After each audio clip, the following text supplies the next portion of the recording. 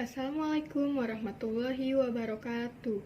Perkenalkan, nama saya Gandasari Albilkis dari Program Studi Pendidikan Ekonomi kelas S2D. Di sini saya ingin menjelaskan tentang apa itu berpikir filsafat, konsep filsafat, dan fungsi dari filsafat. Sebelumnya, apakah kalian tahu filsafat itu artinya apa? Filsafat artinya berpikir secara kritis atau bagaimana cara pandangan hidup kita untuk memikirkan kita bisa bertahan hidup di masa yang akan datang. Berpikir secara filsafat adalah suatu proses berpikir secara kritis yang tidak dapat dilakukan atau ditemukan jawabannya dalam suatu ilmu pengetahuan yang mendasar. Namun, hasil dari pikiran yang kritis itu dapat menghasilkan jawaban yang dapat dinalar oleh semua orang. Berikut ada 4 metode filsafat, yaitu metode secara histori, metode kritis, metode intuitif, dan metode matematis. Apa sih metode histori itu?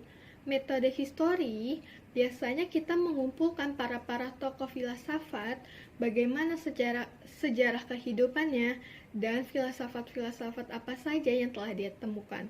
Kedua, metode secara kritis. Metode secara kritis ini pernah digunakan oleh Socrates dan Plato. Bagaimana prosesnya kita mampu berpikir secara kritis atau mengkritik suatu ilmu pengetahuan yang ingin kita telusuri, namun kita dapat menghasilkan hasil yang nyata dan mampu diterima oleh masyarakat lain. Yang ketiga, ada metode secara intuitif. Bagaimana metode ini pernah digunakan oleh Plato dan Bergson, yang prosesnya dilakukan dengan cara aktivitas kontemplasi. Apa sih aktivitas kontemplasi itu? Aktivitas kontemplasi itu bisa dilakukan dengan cara merenung. Bagaimana kita merenung secara mendalam agar mendapatkan hasil yang memuaskan dan dapat dinalar oleh semua orang. Dan yang terakhir ada metode matematis. Metode matematis ini pernah digunakan oleh Descartes dan pengikutnya.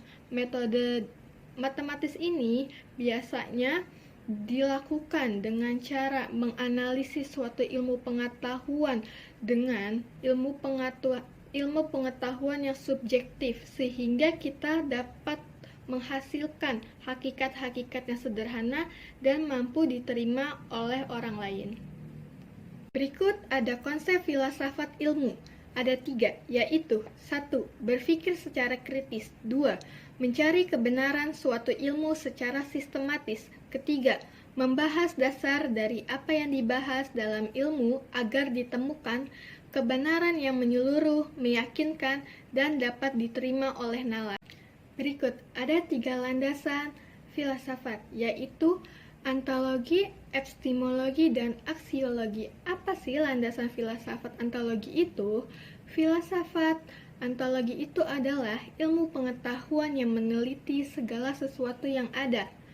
Landasan filsafat epistemologi itu ilmu yang membahas tentang teori, sedangkan landasan filsafat aksiologi itu adalah kajian tentang nilai ilmu pengetahuan, atau bisa juga disebut tentang menganalisis suatu. Dan yang terakhir, fungsi filsafat. Fungsi filsafat ada 5. 1. Sebagai alat mencari kebenaran dari segala fenomena yang ada. Kedua, mempertahankan atau menjunjung tinggi dan melawan atau berdiri netral terhadap pandangan filsafat yang lainnya. Ketiga, memberikan pengertian tentang cara hidup, pandang hidup, dan pandangan dunia. Yang keempat, memberikan ajaran tentang moral dan etika yang berguna dalam kehidupan. Dan yang terakhir, menjadi sumber inspirasi dan pedoman untuk kehidupan dalam berbagai aspek kehidupan. Sekian materi yang saya berikan, kurang lebihnya mohon maaf.